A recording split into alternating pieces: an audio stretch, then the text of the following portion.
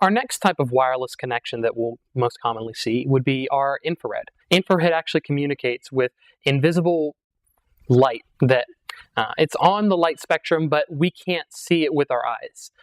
Now, a little neat trick that you may sometimes encounter is if you take out your cell phone or you use a digital camera, and you're recording with that digital camera and you say point it at a source of infrared light, you can actually see that infrared light coming out of the devices sometimes. Say if you use a TV controller that uses an infrared beam, or if you point it at a infrared security camera, you can sometimes see those beams or the illuminated dots that you can't see with the naked eye because the phone or the camera is picking it up a little bit better. So it doesn't really work on radio frequencies like Bluetooth or wireless does. It works with those invisible lights. Now, because it uses that light and because it doesn't use radio frequency, we have a little bit more limitations as far as how far it can be away and where the devices can be in respect to each other. Our infrared devices, you'll commonly see as IR for short, they're going to have about a 16 megabyte per second connection speed. And that's going to be the rate that they transfer our data at.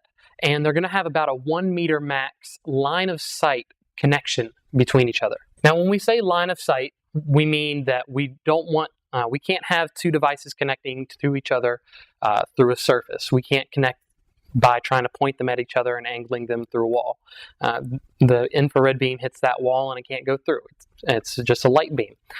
We also can't have two devices even in the same room that may be very close to each other, but if those beams aren't pointed at each other, if the beam from our one device isn't hitting the receiver on the other end, we're also not going to get a connection there. Think of it like the sending eye needs to be able to completely shoot a beam to the receiving eye, much like when we have our garage door openers. And you have the very accurate infrared laser that shoots across the bottom of the garage door to the other end to make sure that the garage door can close safely. If anything's blocking that, or if they become misaligned because they become loose from bumping or jarring, we're not going to get a connection. The garage door won't close, and in this case, we won't be able to send information.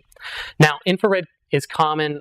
You may see it a lot on some older model laptops where they have the small infrared port and you can use it to connect laptops to each other and transfer information.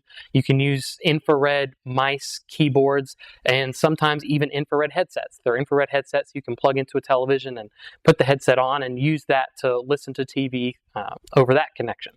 So again, we want to stress that our infrared, while it's doesn't use crowded frequencies or crowded radio frequencies, it does need a line of sight connection, and typically our distance between the sending and receiving port is going to be a lot shorter than when we're talking about Bluetooth or wireless, and we're going to transmit information in about 16 megabits per second.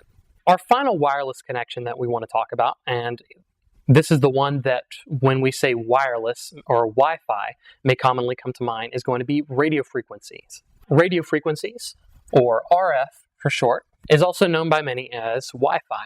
And you'll see this in small restaurants, cafes, your house, as we have free Wi-Fi. We offer Wi-Fi that you can connect to.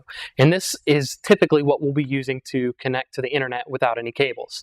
Now, our Wi-Fi works in a couple different ranges, in a couple different types of wireless standards that we use. We'll get more into depth with these wireless standards later, but what we need to understand right now is the three that we'll be seeing are going to be 802.11a, 802.11n, and 802.11g. Sometimes we'll have routers or interfaces in our laptops that can receive only one or can receive multiple of these different standards, and each of them have different ranges and transfer speeds, but all of that we'll cover in a later lesson specifically dedicated to wireless connectivity. What we need to know now is that this Wi-Fi, these radio frequencies are most commonly used to connect us to the internet through wireless routers, expansion cards on our desktops. Our cell phones actually have Wi-Fi built into most of them now. Our smartphones do. Laptops, we see thermostats now that connect to our wireless, and we can connect over the internet and adjust the temperature and the thermostat on our home.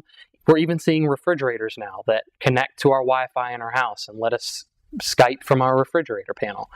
These are all examples of using this Wi-Fi, using this radio frequency to connect to our wireless router and then connect to the internet, rather than dragging all these internet cables all over the place and keeping them plugged into our laptop all the time. We can just connect over this wireless frequency, and we can use these to connect to the internet a lot more,